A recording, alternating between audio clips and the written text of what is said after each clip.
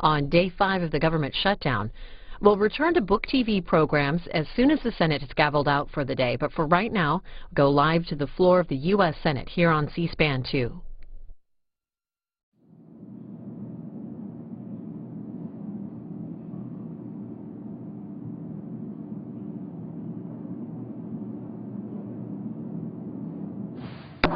Senate will come to order, and the Chaplain, Retired Admiral Barry Black, will lead the Senate in prayer.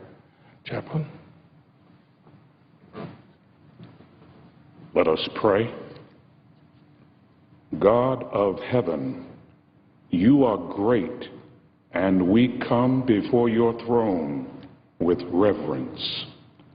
Lord, look at us and hear our prayers for our Congress, our nation, and our world.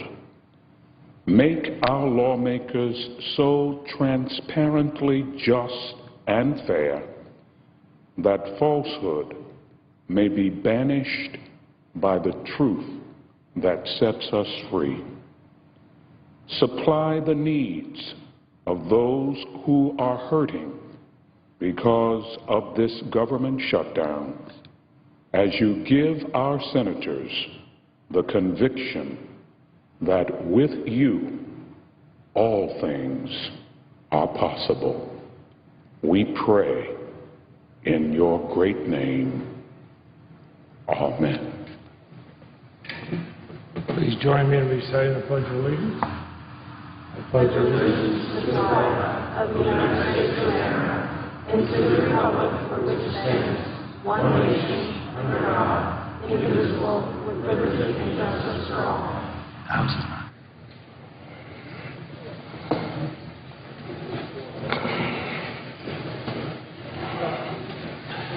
The Majority Leader. Following Leader remarks, the Senate will be in a period of morning business for debate only until 4 p.m. this afternoon. During that period of time, senators will be allowed to speak for up to 10 minutes each. Mr. President, Senator Schumer yesterday on the floor talked about what the House is doing, and he described it like Alice in Wonderland. I don't know if that's an apt description. Maybe it's beyond that. Mr. President, here is now where we are. The House has passed a bill to pay furloughed federal employees. Now listen to this, Mr. President. Once the government opens. Well, why wouldn't we do that? Why wouldn't we do that? But the problem is, this uncontroversial legislation is kind of unique, isn't it? So now what the Republicans in the House are telling, because they're the ones that set the agenda, what they're telling all these federal workers, what we're going to do for you now, even though we don't like federal workers and we haven't given you a raise in 3 years, what we're going to do now is give you a paid vacation. And that's what it is. These people who want to go to work can't go to work, but they're going to get paid. They know when they leave here, and we knew that anyway. We heard today that a number of federal employees are applying for unemployment benefits.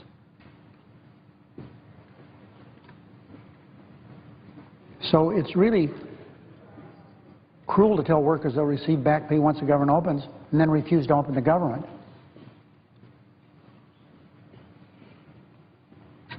Mr. President, let's open the government.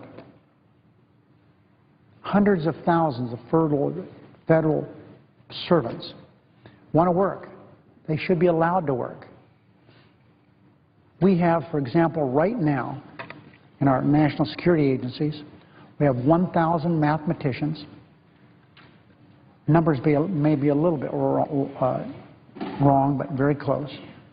We have 2,500 computer scientists, 940 PhDs, they're home. They can't work, they can't get paid.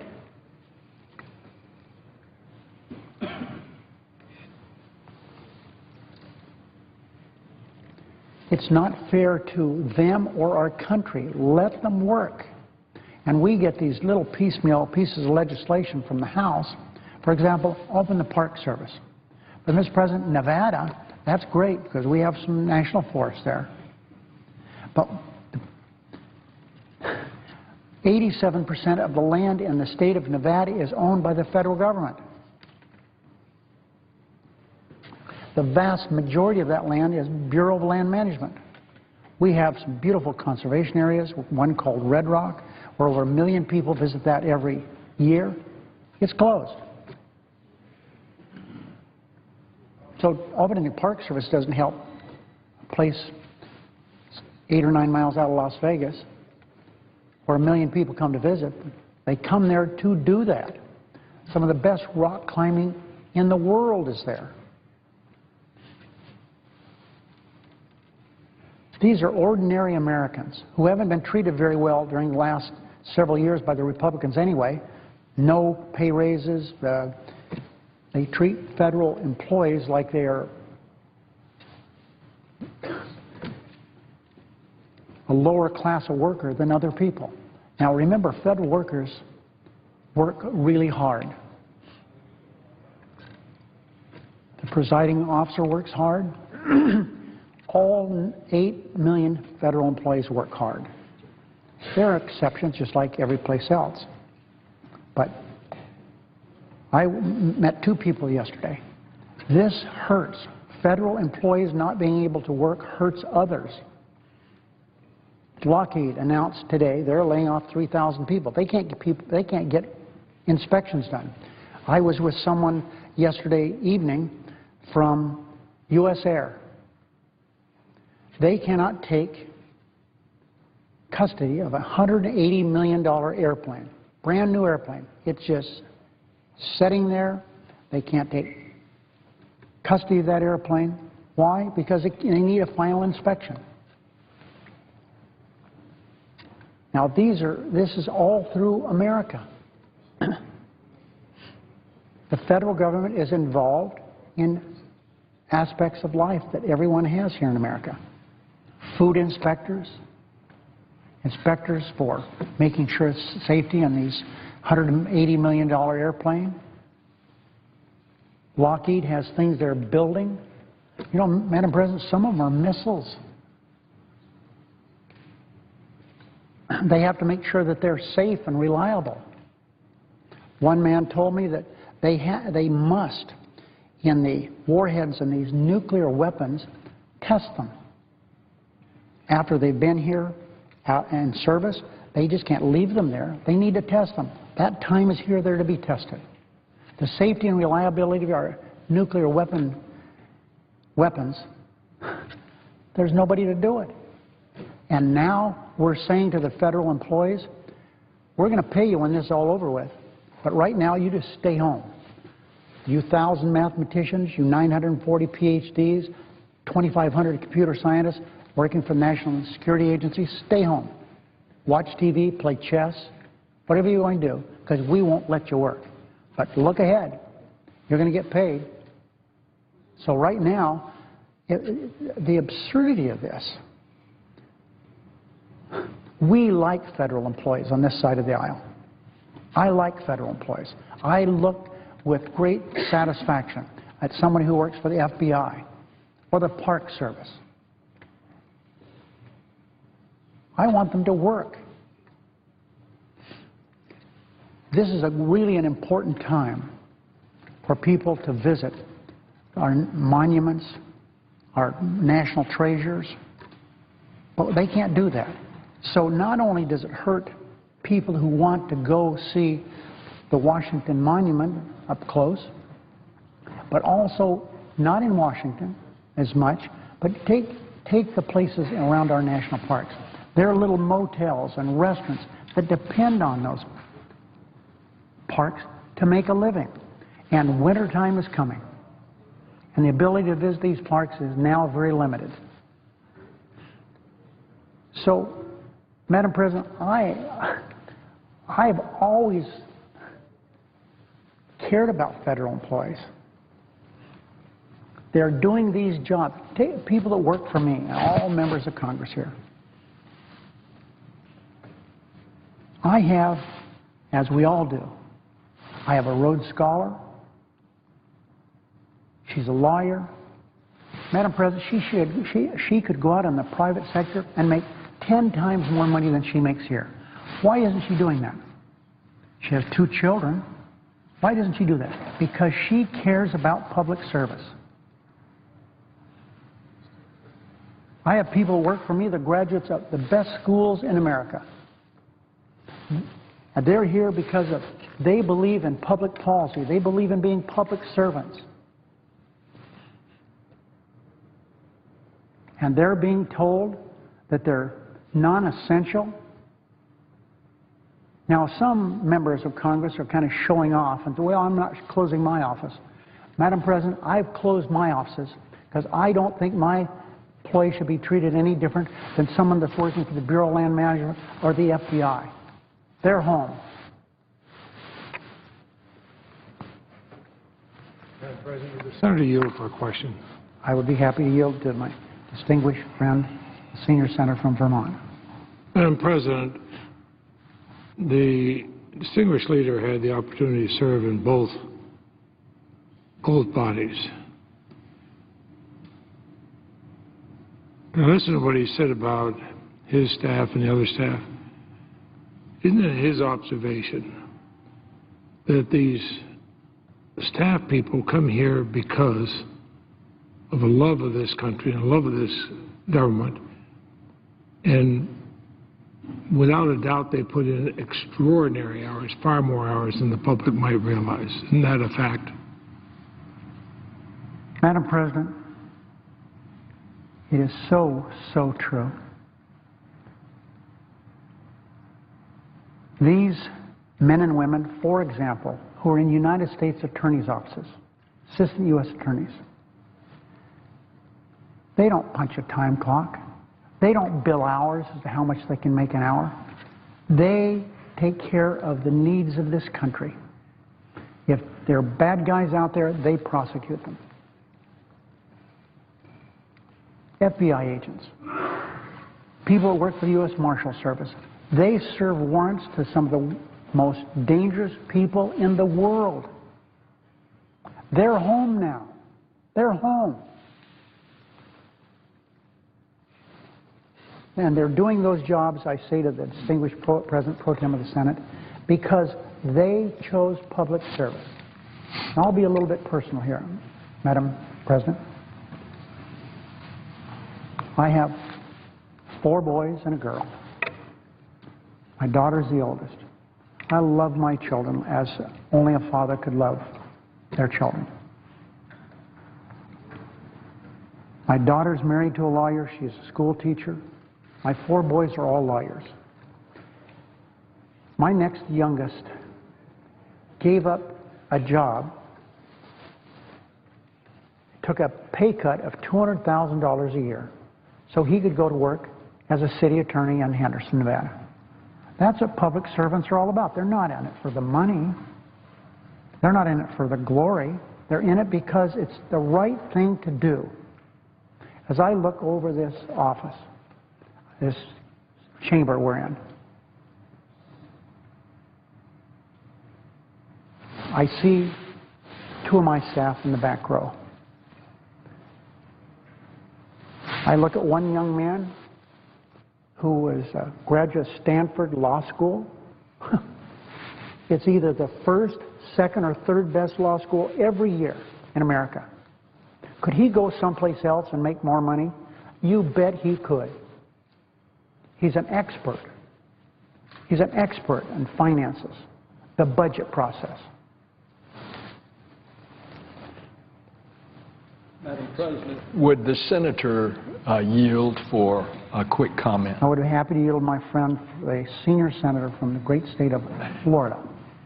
Madam President, since our leader is a former Capitol policeman, might it be noted that all of this Capitol Police force that is protecting us and protected us the other day with the incident that occurred here, they're still here protecting us and they're not being paid?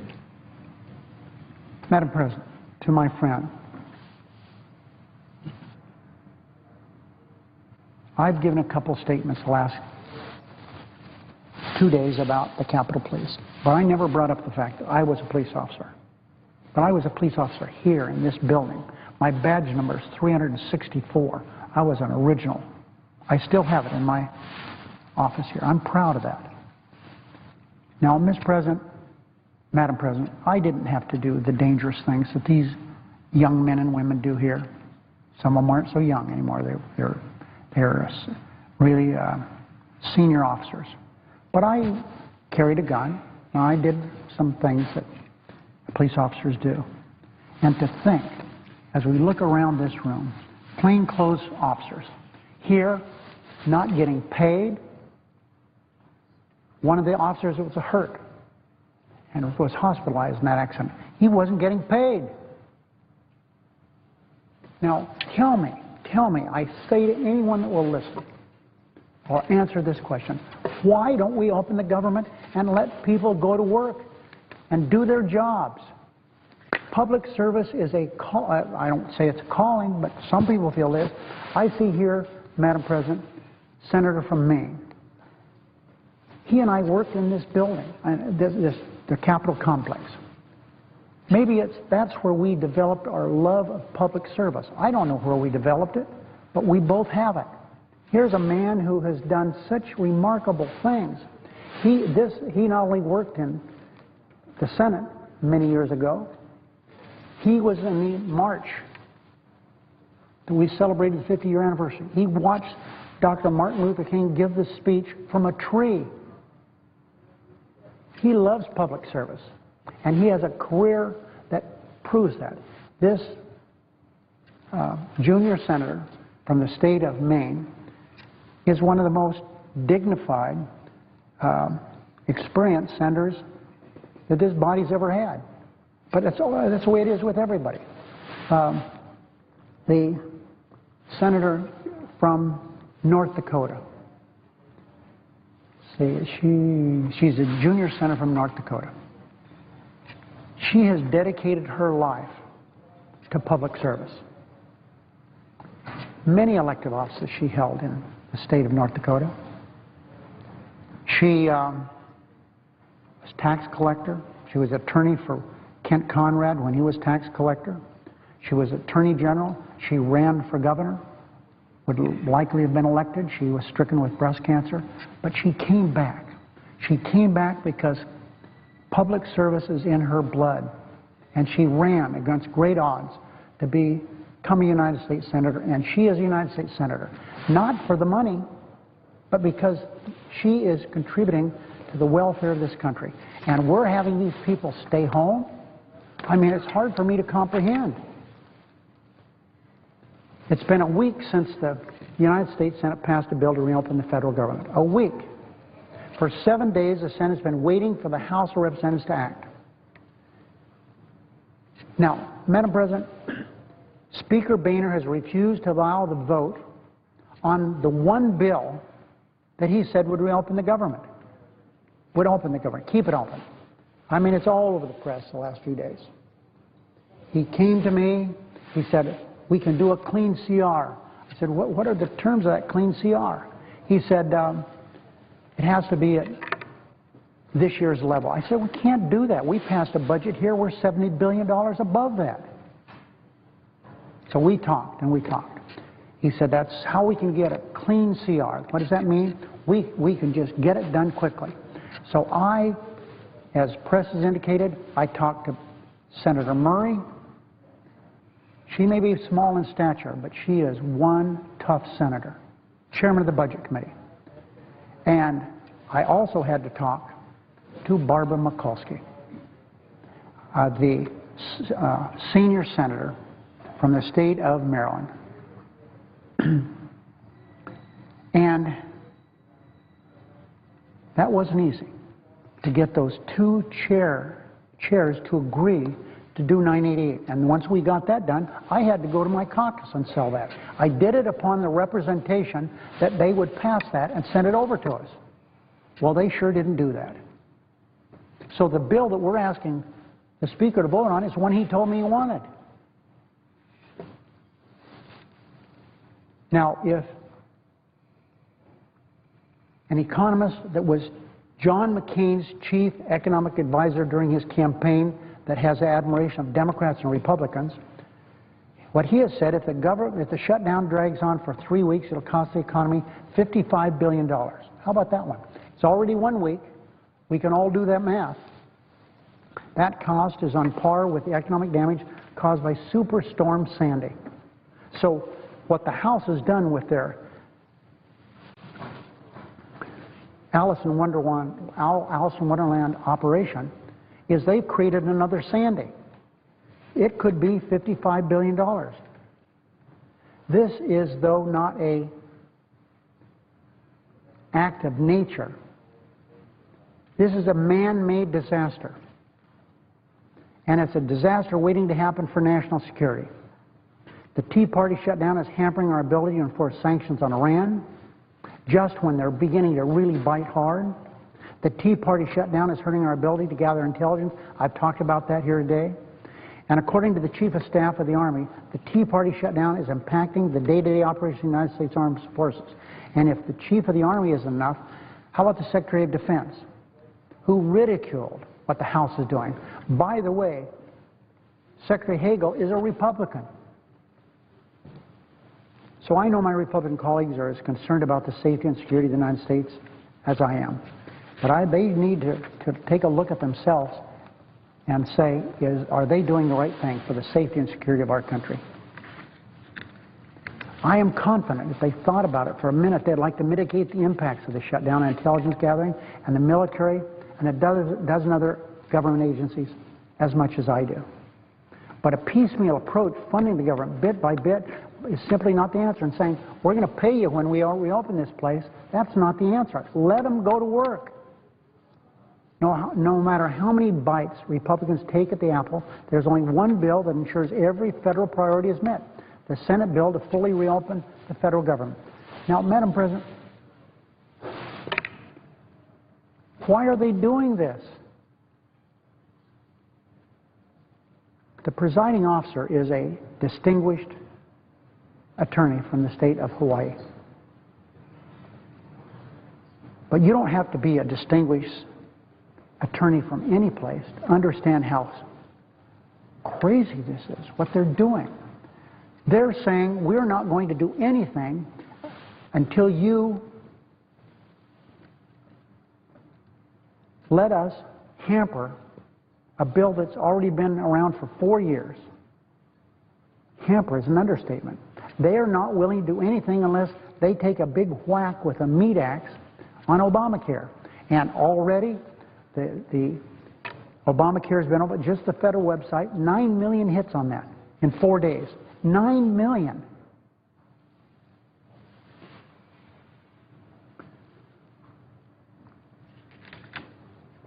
The priorities the Republicans have addressed so far, veterans, national parks, National Guard, National Institutes of Health, are worthy. But there are many other needs that will go unmet and priorities that will be ignored without fully reopening the government. Take, for example, this. I haven't heard any speeches here on the floor from my Republican colleagues about 1,300 rape crisis centers who rely on federal funding to support victims in crime. They're losing their ability to stay open. Unless the federal government reopens, organizations that advocate for victims of violence will be forced to close their doors or work without pay, and that's in a matter of a few days. So will House Republicans pass a bill to help them? These people, you know, Madam President, I remember when we didn't have all the domestic shelters we have now. I remember when these women, I did domestic relations work. Oh, how sad. They had no place to go. No place to go. And now they have a few places to go. We have domestic crisis shelters. We have rape crisis centers. But the federal government is the one that supports those.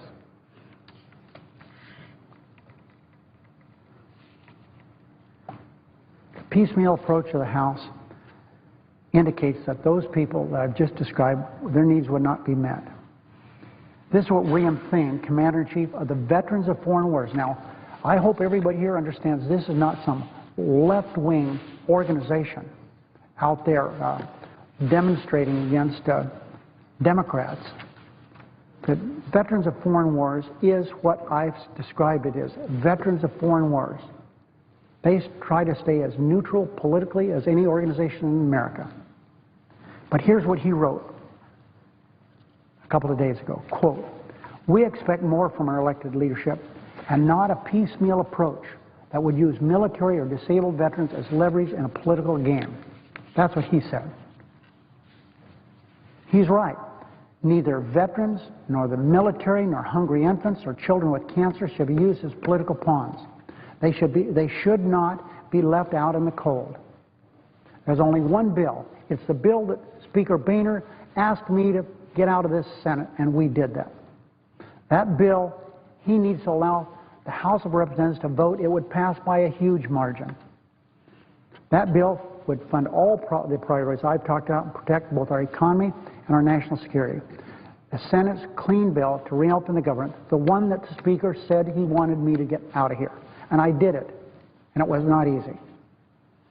We've been waiting a week, but the Speaker could end this government shutdown before they go home for Sunday. It was the Speaker's intention all along to pass a clean continuing resolution. I believe that.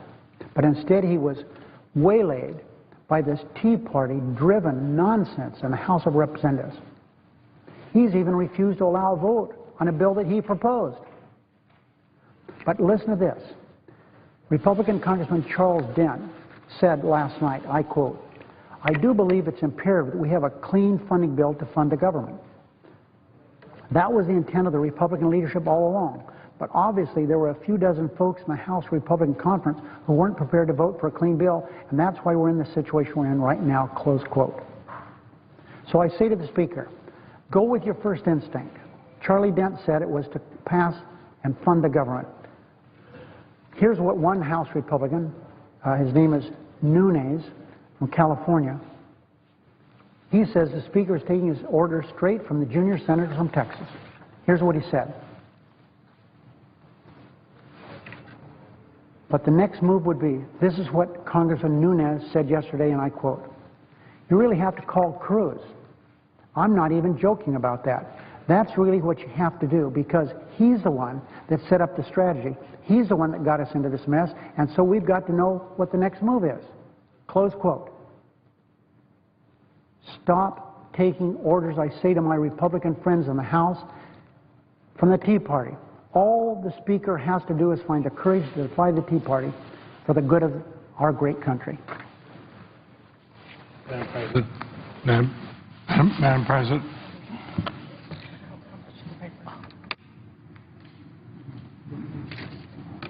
Under the previous order, the leadership time is reserved. Under the previous order, the Senate will be in a period of morning business for debate only until 4 p.m., with senators permitted to speak therein for up to 10 minutes each. Madam President. President Pro Tem is recognized. Madam President, I thank the distinguished majority leader not only for how he spoke out today, but for the fact that he has stayed strong on this issue. He also spoke about what this is doing to law enforcement as chairman of the Judiciary Committee. I'm going to speak further on that, but I couldn't help but think, I was asked by a friend in Vermont, what's going on? I said, well, you know, we had hundreds of hours of committee meetings and votes and all, hours and hours of debate in the House and the Senate, and we passed the Affordable Care Act. Tea Parties are totally opposed to it, even though it passed the House and the Senate and signed a law by the President. We're opposed to it, they said.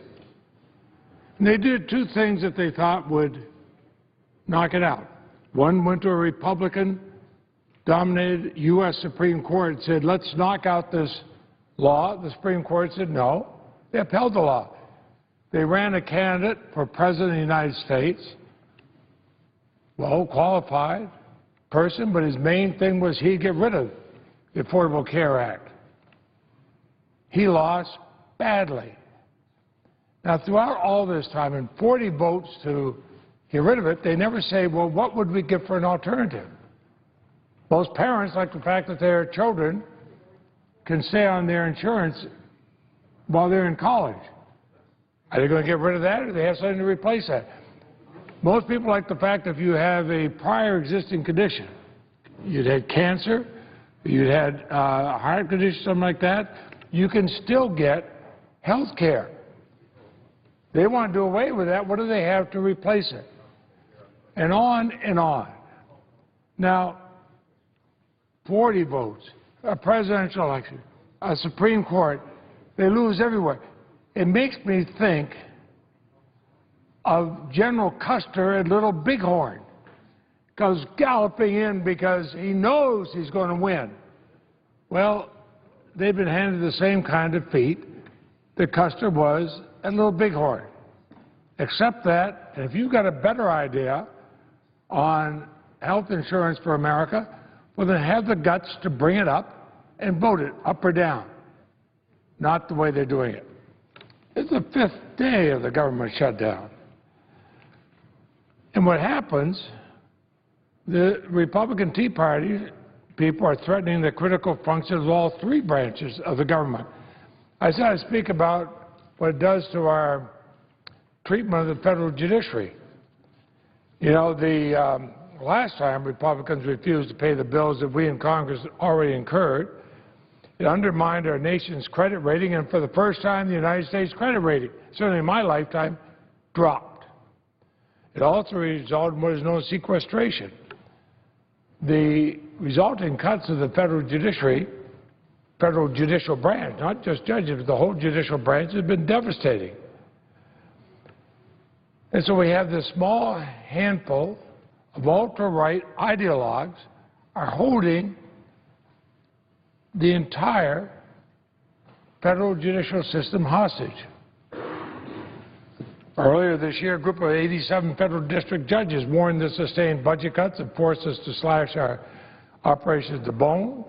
We believe that our constitutional duties, public safety, and the quality of justice system will be profoundly compromised. Now, thanks to Republican shutdown, according to a letter to all federal courts from Judge John Bates, the director of the administrative office, the judiciary will be only able to remain open for approximately 10 business days into October.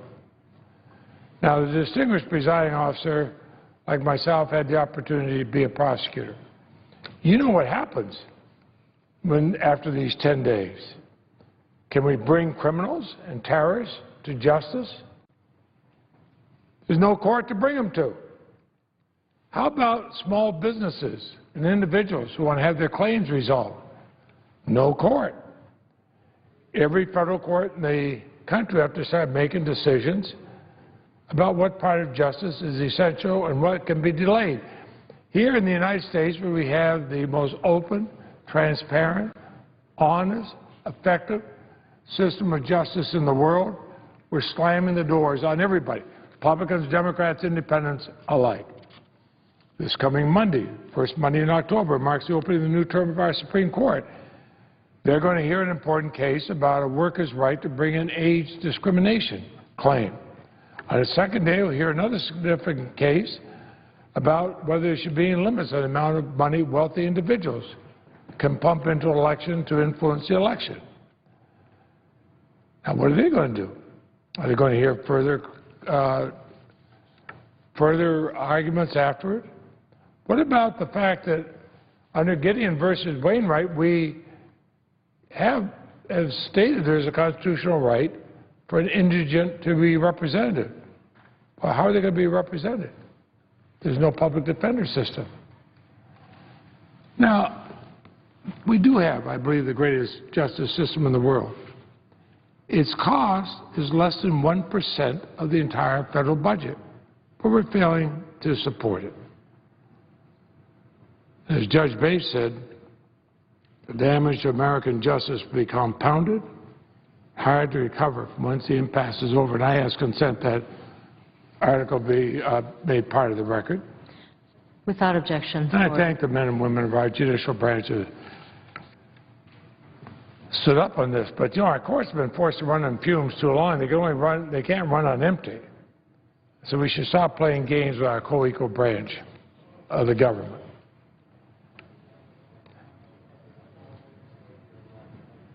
We saw this terrible accident on a bus, people killed. NTSB can't even go down and investigate what happened, so it doesn't happen again because they're closed.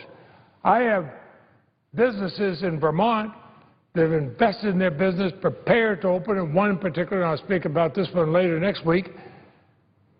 All they need is a certificate, which is going to come, for the Department of Agriculture to open it. At this point, they've just invested. Now they can start making money, especially during tourist season. The Department of Agriculture is closed. They can't get the certificate. Right now, Americans seeking help with the Freedom of Information Act, buying clothes for business. National Archives and Records Administration, a critical office which was established in a bipartisan bill, the Leahy-Cornyn Open Government Act, to mediate FOIA disputes. They're not operating. According to several press reports, the Department of Justice has sought stays in several important cases. We're talking about the Patriot Act and so on. Nobody knows where we are. Nobody knows where we are. The National Security Agency, they have a problem in trust. We'll use the FOIA to find out what they're doing, but we all ought to realize they've laid off a lot of the people who are their analysts. Now, we should know whether we're Democrats, Republicans, or Independents. We have an interest in making certain that our government is fulfilling its responsibilities to its citizens. But right now, House Republicans, driven by the Tea Party, are chosen to debate, again, the nearly 4-year-old Affordable Care Act on a critical spending bill. The act has been upheld by the Supreme Court. The act that was the key issue in a presidential election where the electorate in this country overwhelmingly opposed the person who wanted to do away with it. You know, and here we are saying, well, let's pick and choose what's most important. It's important to that business owner in Vermont, the Department of Agriculture is open. It's important to those who are facing criminal conduct by organized crime that our FBI are open.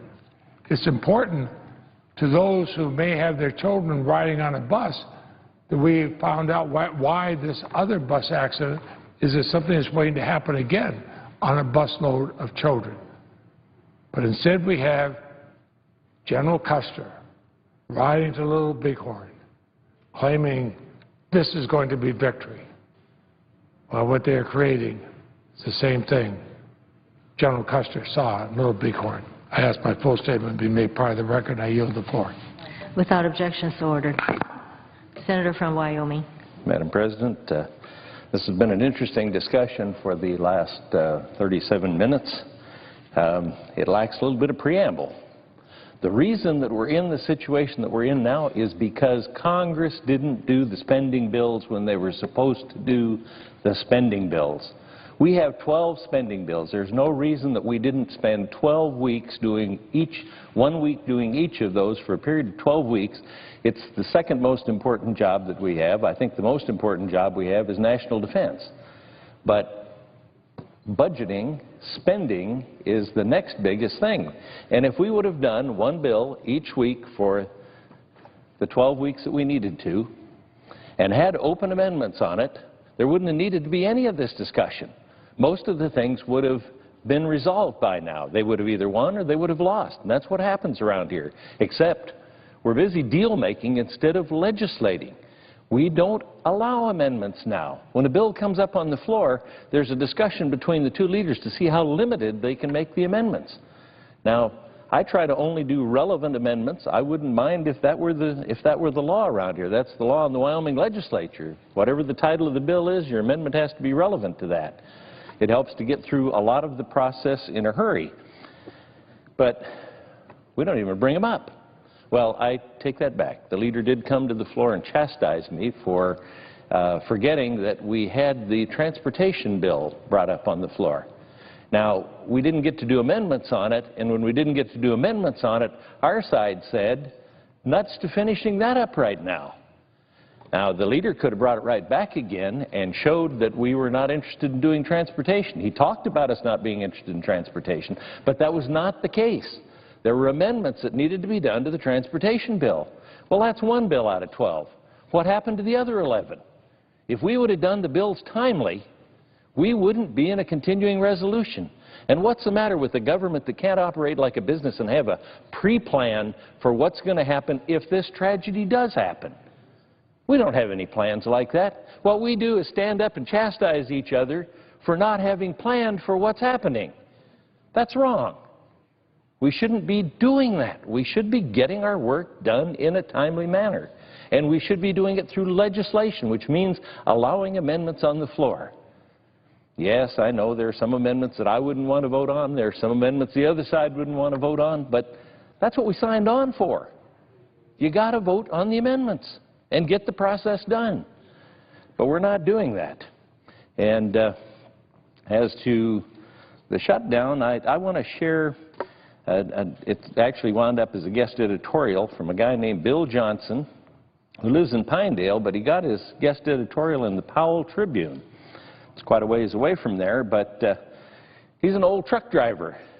And he said he's tired of pulling the load, that it's time for a producer's shutdown. Whoa. He says, and I wouldn't verify his math, but this is the way that he sees it. He sees that there are 11 people taking money out of the pot and thus riding on the wagon. That leaves 9 people paying the taxes into the pot and thus pulling the wagon. A bad ratio indeed. Now, government people will tell you that they pay taxes, but let's not forget that all their wages first come out of the pot. Government people don't create wealth, they spend the wealth.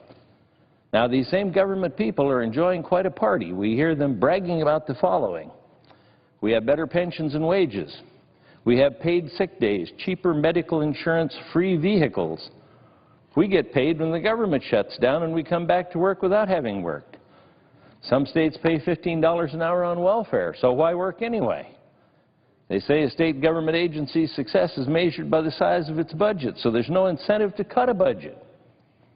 They say if a tax-paying person is successful, it's because the government people have helped him. They ask, how can we raise the tax-paying people's taxes again? We need more money for raises and for Obamacare. Work harder, please. We'll take care of the rules and the regulations. Now,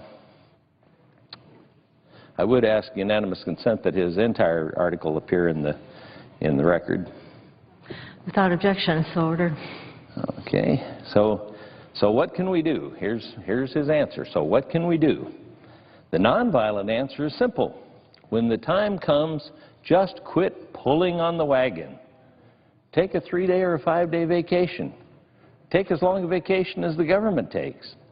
Of course, that means that farmers won't farm, stores won't open, manufacturers won't manufacture, power plants won't produce power, truckers won't truck, trainmen don't train, pilots don't plane, miners don't mine, marketers don't market, bankers don't bank, groceries don't go, and pipelines don't flow.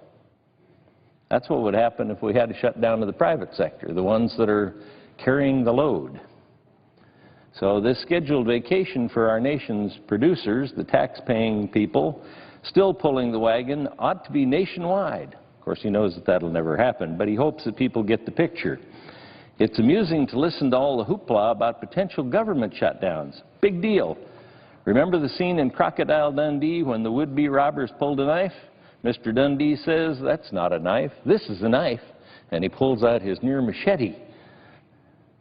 That's what a producer's shutdown would look like. This is a way to cut government spending. Lower the tax rates and shove some government people off the wagon. We'd score a few touchdowns and give them a list of people's demands. So that's the view of a trucker in Wyoming, and he gets to think about this a lot as he drives miles and miles of miles and miles. It's a long way between towns. But he is pointing out that our government is being weighted down with a lot of different things, not just people's salaries with growing government. Each one of those adds to the tax need for increase. But we're also weighted down with the interest load. And if the interest rate goes up, that wagon load is going to get mired in mud. And the rules and the regulations, he mentions those. Paperwork alone kills jobs. Eliminates people who could pull the wagon. And government growth and benefits adds to the weight of the wagon. So we're in a shutdown. And what's happened? The government has shut down some of its revenue centers. The national parks. People drive through those, but they pay to drive through those. And then there are hotels and restaurants and things that are concessionaires in there. They pay a fee for the right to do that, and they collect money for the federal government. They're not having any customers. It's hard to be a business and not have a customer, but we have forced that on them with supposedly shutting down a revenue center for us. People actually pay for that. The sequester, we made it hurt because there was no pre-planning. Now we have the shutdown, and we're making it hurt with the barricades and closing the national parks and all the other things that got mentioned out here. But it's because of no pre-planning. I have a plan. Incidentally, when we talk about Obamacare and no plan, I had a plan before President Obama became a United States Senator, a 10-step plan that would have done more than the present bill does. I worked with Senators Coburn and Burr on a substitute bill that would have done what the President promised would be in the bill, but it's not in the bill. But there were 60 votes on the other side of the aisle, and with a few special deals, the 60 votes carried the day. And we're stuck with what will be a train wreck. And then we'll get what the Democrats have always wanted, which is single-pay, universal service through the government. But I have a plan for fixing this debt load, pulling the wagon a little easier. It's called the penny plan. Now, originally, when I introduced the penny plan, which is just eliminating 1 penny out of every dollar the federal government spends, it had to work for 7 years in order to balance the budget. Well, 7 years isn't so long as we've been on the uptrend. We need to be on the downtrend. 7 years wouldn't be so bad. But with the sequester, that turns out to be 2 years, and we'd have a balanced budget. I'd hope we'd go a couple more years and pay down some of this debt that we've got. The debt keeps me awake at nights. Now, that's less than a 10% total decrease in what we're spending right now. Businesses have to make that kind of a change sometime in less than a year. And sometimes it's painful the way they have to do it. If we have more time, and 2 years could be quite a bit of time, we ought to be able to plan our way out of that. So let's quit spending. Let's cut up the credit cards. That's the debt limit that we're coming up with. That's the credit cards. And we could allow for a little bit of use of the credit cards as long as there's a plan for how we're not going to need the credit cards anymore. And that would be the penny plan. So I hope you'll all take a look at it. I do feel sorry for the 8 million federal employees that I know work hard. Time has expired. That's a lot compared to the ones pulling the wagon. And I'll have some more comments on this later because it is a major crisis, but it didn't need to be a major crisis. I yield the floor. Madam President? Senator from Massachusetts. Yes, I ask unanimous consent to speak up to 15 minutes. Is there an objection? Hearing none, please proceed. Madam President, we need to bring... Senator from Wyoming. I was just going to ask that an extra 5 minutes be added to somebody on our side later.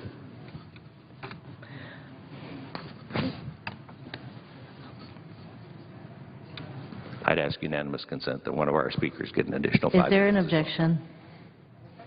Without objection. Senator from Massachusetts. Thank you, Madam President. We need to bring this government shutdown to an end, and the way to do that is for the House of Representatives to pass the bill for $986 billion budget to run the government for a year, which John Boehner and the Republicans in the House of Representatives asked the Senate to pass. That's the number they wanted. It's not the numbers that the Democrats in the Senate wanted. They wanted $986 billion to run the government for a year. That's the budget we sent over. They will not pass that budget. And so now we have a situation where we should be negotiating over health care issues, over environmental issues, over other issues because the budget's been passed. But no, they are going to hold the entire country hostage. So consider where our country stands right now. When George W. Bush left office, the Dow was at 7,900. It is now above 15,000. At the height of the Great Bush recession, unemployment peaked at 10%. It is now at 7.3%. Our deficit has been cut in half. We are making progress, but we are not there yet. Many Americans continue to struggle. And as our country climbs back from the worst economic crisis since the Great Depression, the Tea Party Republicans are sending America into reverse. The Tea Party Republicans shut down the government. They are putting our economic recovery at risk. They are signaling to the world that America cannot perform the most fundamental job of government, passing a budget. In the alternative, the Tea Party Republican universe that they have created here, Mr. President, has the Tea Party demanding that we fund health care research while simultaneously trying to end health care coverage for millions of Americans, to pay for our troops but sideline the intelligence agents who keep us safe from terrorist attacks, and claim to defend the Constitution but shut down the building where it lives and breathes. This Tea Party Republican logic is tying our country in knots. It makes no sense. Although the government shut down at midnight this past Monday, the seeds of the shutdown were sown years ago. This shutdown is the product of more than a decade of disdain for the democratic process waged by the Tea Party Republican Party that is increasingly out of the mainstream. When the Republican Party started losing congressional seats, they redrew electoral maps in their favor and passed laws to suppress the American voters they had alienated. And when an historic bill was signed into law to finally make health care a right for millions of low-income Americans, a law that was upheld by the Supreme Court, a law that opened for business on Tuesday, the response of the Tea Party Republicans was to shut down the entire government.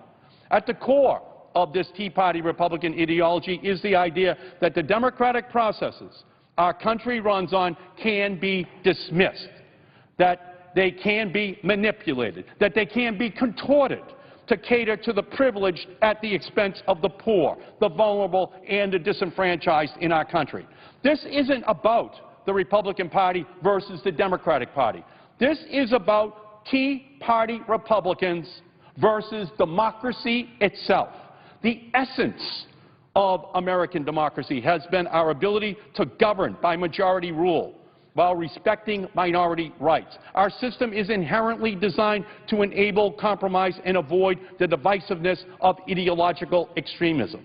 Mr. President, I know all about these Tea Party extremists. I served in the House of Representatives with them. They live by the Republican Tea Party paradox. They hate the government so much that they have to run for office in order to make sure that the government doesn't work. But now there's a new Republican Tea Party paradox. They want to pay federal employees not to work while blocking the legislation that will put them back to work. The Democrats are fighting to open the government so federal employees can return to work and can earn their pay, not pay them for not working. That's the new Republican paradox. So the Tea Party Republicans have a three-step plan. Number one, deny democracy. Tea Party Republicans ignore the fact that the Affordable Care Act passed the Congress, was signed by the President, and upheld by the Supreme Court. Tea Party step number two, manufacture a crisis. The Tea Party Republicans shut down the government, put our country on the brink of default because they refuse to accept the fact that the Affordable Care Act is the law of the land and the American people re-elected President Obama. Step three, turn out the lights. Turn out the lights. Just shut down the government. Now, what is at stake if the Affordable Care Act is repealed? Without the Affordable Care Act, for women everywhere in America, their gender will go back to being a pre-existing condition. They can be charged higher insurance rates just because they are women. For families everywhere in America, the threat of personal bankruptcy will return. Caps on insurance benefits will be reimposed. And medical bills will once again lead to personal bankruptcies. For a young college graduate struggling to find a job, her parents' plan is no longer an option. For a low-income family that has spent years taking their kids to the emergency room instead of regular doctor appointments, it will mean more late nights in emergency waiting rooms. And who else will be harmed if the Tea Party Republicans continue to refuse to expand the Medicaid program in their respective states, the expansion that is a key part of the Affordable Care Act? The answer is 2/3 of the country's poor, uninsured African Americans and single mothers, and more than half of the low-wage workers in the 26 states where governors have turned down federal funds to expand Medicaid. Let's take Texas, for example. Texas currently has the highest concentration of uninsured Americans in our country, 6 million people. Many of them live in poverty. Under the Affordable Care Act, every state has a choice. It could give the poorest, sickest, and neediest of its citizens health care coverage through expanded Medicaid paid for entirely by the federal government, or it could say no thanks and leave these people, these poor people, these uninsured people in a state of uncertainty. Texas turned down cold more than $100 billion in federal funding over the next decade, denying health care coverage for the 1.5 million Texas residents that live in poverty. That's what the Tea Party Republicans are fighting for, to not take the money to ensure that the poorest people get health insurance. That's what it's all about. That's what they're fighting for. They believe they have a right to say, no, we're not going to cover these poor people. No, we're not going to give these mothers insurance. That's their fight. They should have the freedom to deny all these people that health insurance. And 26 other states, all with Republican governors, did the very same thing. Every state in the Deep South but Arkansas said no. Mr. President, there is an ancient Greek proverb that says, the world will know true justice when those who have not been harmed are as angry as those who have been harmed. And you can see all across America, people are angry. People who have not been harmed are now angry at all those who are being harmed by what the Republican Tea Party is doing here in Congress. And that's why everyone in America wants this shutdown ended. They know that eliminating the Affordable Care Act would gravely harm the poor in our country, the children, the working families trying to make ends meet. Not since the Great Depression have so many Americans suffered from such severe economic problems. There are 46 million Americans who are living in poverty today. That's $23,000 a year for a family of four. The poverty rate for African Americans is 27%. For Hispanics, it's at 23%. There are almost 50 million people in our country at risk of not having enough food. 16 million children live in poverty in the United States as we stand here today. 16 million children are living in poverty. There are more than 11 million Americans out of work, 13% unemployment for African Americans, 9.2% for Hispanics, and it's too high for whites, for Asians, for Native Americans, for everyone in our country.